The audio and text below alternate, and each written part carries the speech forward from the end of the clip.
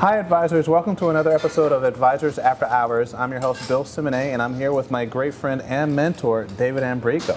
David, it's a pleasure to have you here today. Always a pleasure, Bill. Always. Dave is one of the best advisors and one of the best people that I've known. He's been a mentor. He actually helped motivate me to move into the independent space. I'm going to give you an opportunity to go ahead and introduce yourself. Hi, David Ambrico.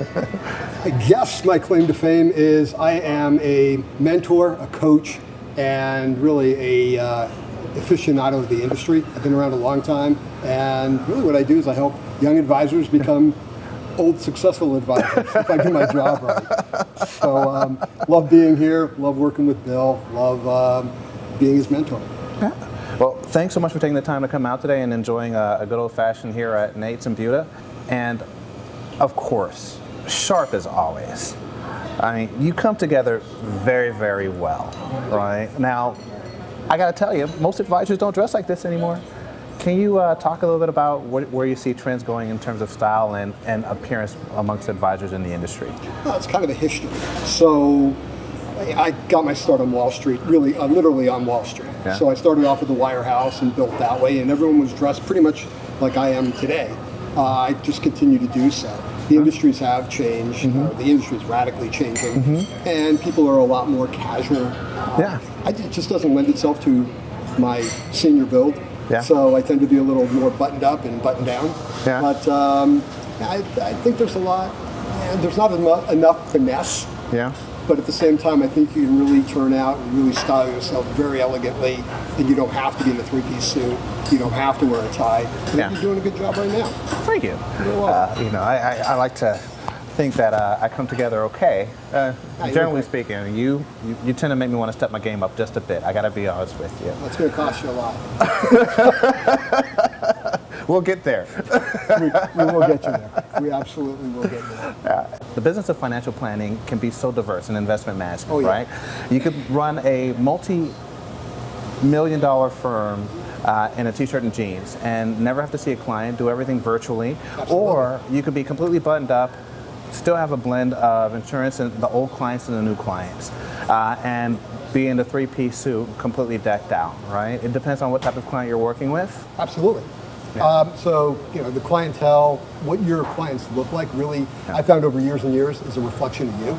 Yeah. So, now, I understand your clientele doesn't look exactly like you. No, there might be a couple of differences. Psychographically, let's say, they are all in alignment. So they're all planning focused. But yeah, no, the industry's, that's what's so beautiful about it, is you've got the ability to really create the business that you want to create, whether it's online, whether it's face-to-face, whether you want to deal with high net worth people, working people, creative people. That's what's so cool about it. Having targeted groups and across the board, right? Back in the old days, it used to be business owners and high net worth individuals. Right. But you think about it, where I built my business way back in the day was highly compensated sales and marketing executives, because I understood what their needs were, and I fed to that. Right. And I think it's no different today. It's just that the niches may have changed a little bit. Can you talk a bit about how you've seen the business grow since you started? Talk about how you got into the business and where you see it going now and how you see it change. How I got in was a little obscure. I was a buyer for a large fashion department store. Explains the style, because damn. Had a lot to do with it. Well trained in that area. I understand fabrics and tailoring. Yeah. But I was, for some reason, I was the guy that everyone called to say, how do I allocate my 401k? Yeah. And I think I read a book, Roger Ibbitzon's book on asset allocation. Yeah. And my assistant spun around in his chair and he said, I just spent $3,000 with IDS last night learning exactly what you told this guy, like within 5 minutes. Yeah. So he said, you should be a financial advisor. And at that point, I thought that all financial advisors went to Harvard, Yale, Ivy schools. Yeah. And he said, no, not even. So I started doing some informational interviews. Yeah. One thing led to another, and like within a year, I started with the training program at a wirehouse. Wow. That's how I started. Started with the training program, and then at some point in time, you made the decision, you know what, rather than working for someone, I can go out and do this on my own. It took me about 4 years. 4 years to get there. Right. You decided to make that move, and then you were able to build a firm. And what was the focus of your business?